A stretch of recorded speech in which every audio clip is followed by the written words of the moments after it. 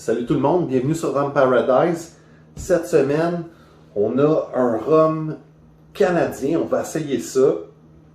Un embouteilleur canadien en fait, mais c'est un rhum qui a été vieilli. La canne à sucre, elle vient du Panama, c'était vieilli au Panama, c'était distillé au Panama, c'était vieilli 5 ans au Panama. On va s'en verser un verre tout de suite sans tarder. Belle couleur dorée. Ça a l'air intéressant.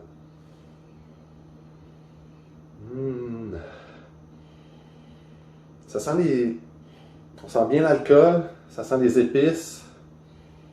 On va laisser reposer un petit peu. On va faire un petit historique un peu des petits renseignements que j'ai réussi à trouver sur cette bouteille-là. Donc, Rum Rats, allez voir leur site internet de Rum Rats, c'est canadien. On peut commander sur leur site internet cette bouteille-là qui s'appelle de Arco Seco. Arco Seco qui est une région au Panama dans le centre-sud, si je me rappelle bien. Donc, ça vient de là-bas. On peut aussi commander des chandails, je pense, sur leur site internet. Allez les encourager. C'est une belle compagnie canadienne. Les gars, ils ont l'air super gentils, super smart. Ils m'ont envoyé cette bouteille-là. J'étais super content. Merci encore aux Rum Rats. Les gars, c'est Seamus Hewitt puis Jason Gardner. J'ai pris des petites notes. C'est un rhum qui a été distillé par la compagnie Pilsa au Panama. C'est une compagnie que je connaissais pas. C'est une distillerie en fait que je connaissais pas. Puis j'ai fait des petites recherches sur cette distillerie-là. Et puis on dirait que ils n'ont pas leur propre bouteille à eux, leur propre rhum. On dirait qu'ils aident les gens à faire des genres de Kickstarter pour partir un peu leur compagnie d'embouteillage indépendant de rhum. Donc, c'est intéressant pour ça. Je ne sais pas si c'est une bonne, mauvaise distillerie, je la connais pas. On va découvrir ça ensemble. J'en ai écouté un petit peu il y a 2 jours quand je l'ai reçu, mais je me remets de comme un mois de rhume puis d'allergie, donc je goûtais rien. C'est un peu pour ça que ça fait un peu longtemps que j'ai pas fait de vidéo parce que j'étais un peu malade, je goûtais rien. Fait que j'osais pas, même c'est encore un peu présent en moi en ce moment, mais ça va un peu mieux. Je suis capable de goûter en ce moment et de sentir. Donc, moi, je sens beaucoup. Excusez-moi, je sens beaucoup l'alcool, les épices et la noix de coco. Ouais, beaucoup de noix de coco. Ce qui est intéressant aussi de ce rhum-là, il y a zéro additif dedans, donc pas de sucre, pas de colorant, rien de ça, de rajouter. Ça sent très bon, c'est intéressant. Donc, je ne sais pas si j'ai d'autres infos. C'est un rhum de 5 ans, un rhum de mélasse. Ça a été vieilli en ex-fût de Bourbon. À l'achat de... Ah oui, quand on achète la merch, les gars donnent 10% aux tortues du Nicaragua pour la préservation. C'est un peu les notes que j'avais prises.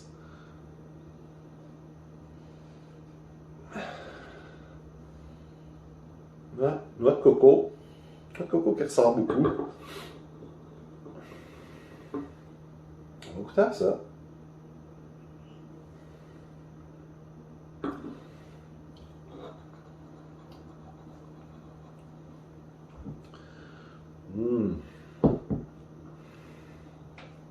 Honnêtement, c'est pas déplaisant. Écoutez, c'est un rhum qui se vend aux alentours de 40 $. Donc, ce qui est vraiment pas cher. Ici au Québec, souvent à 40 $. Quand on achète un rhum, c'est un rhum souvent pour mélanger, pour faire d'autres boissons, des cocktails. Celui-là, il se boit très bien sec.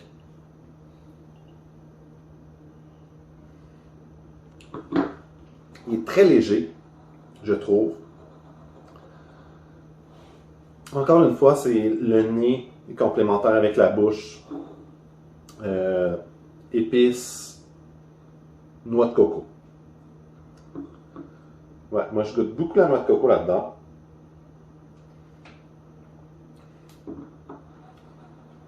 C'est pas désagréable. Ça me fait penser un petit peu à des rhums peut-être de chez Plantation. Peut-être de chez Plantation, je sais qu'ils ont des versions Panama. J'ai jamais goûté les versions Panama, mais l'essence, on dirait du Plantation. En fait, ça me fait penser aux Plantations XO, qui étaient aussi beaucoup sur la noix de coco, il me semble. Mais cette version-là, moins peut-être sur les stéroïdes, là, moins très sucré, très noix de coco, très goûteux du Plantation XO. Ça, on est sur quelque chose de peut-être un peu plus délicat, léger, doux. Franchement, ça passe bien, sec comme ça. Excellent rapport qualité-prix, encore une fois, là, pour 40$. C'est un bon rhum, un cool produit. En plus, c'est fait chez nous, ce qui est plutôt rare d'avoir des bons rhums faits chez nous au Canada. Il y en a quelques-uns, mais il y en a quelques-uns qui sont moins intéressants aussi. Celui-là, il est vraiment cool pour 40$, je l'aime bien. Je le recommande, là, honnêtement. Puis, ouais, belle bouteille aussi, on aime ça. C'est cool. Donc, on va essayer de voir s'il y a peut-être d'autres effluves qui viennent en bouche.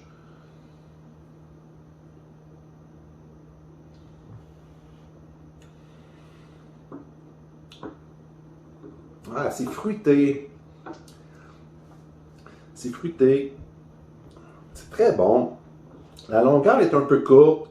Je pense que c'est normal. C'est un rhum du Panama vieilli 5 ans. C'est pas énorme non plus. Ça fait la job. Ça fait la job. Cool rhum, je vous le recommande. Puis, si vous avez des informations peut-être sur cette distillerie-là, Pilsa, au Panama, moi je la connaissais pas. Peut-être me donner de l'info, je suis curieux. J'aimerais peut-être ça faire comme eux, mais aussi un jour embouteiller du rhum, faire venir, je sais pas, du jus, je sais pas comment c'est quoi le processus, là, on fait vieillir notre rhum, on distille ça là-bas, on le fait vieillir là-bas, après ça, comment c'est acheminé ici, j'ai aucune idée, mais c'est peut-être quelque chose que j'aimerais faire un jour, si ça vous intéresse, vous voulez vous associer avec moi, parlez-moi-en, j'aimerais ça. Puis pour finir, abonnez-vous là, likez, commentez, Rhum Paradise sur Facebook, Instagram, YouTube, partout. TikTok un jour peut-être, qui sait, on n'est pas rendu là, mais on verra bien un jour. Fait que, de Arco Seco, de Rum Rats, allez voir leur site internet, plein d'infos aussi sur leur site internet. La majorité des infos que je l'ai pris sur leur site internet. Leur site internet de mémoire, c'est therumrats.com. Donc, allez voir ça. Un produit local du Canada. Allez les encourager. Super cool rhum. Je recommande. Merci. À la prochaine.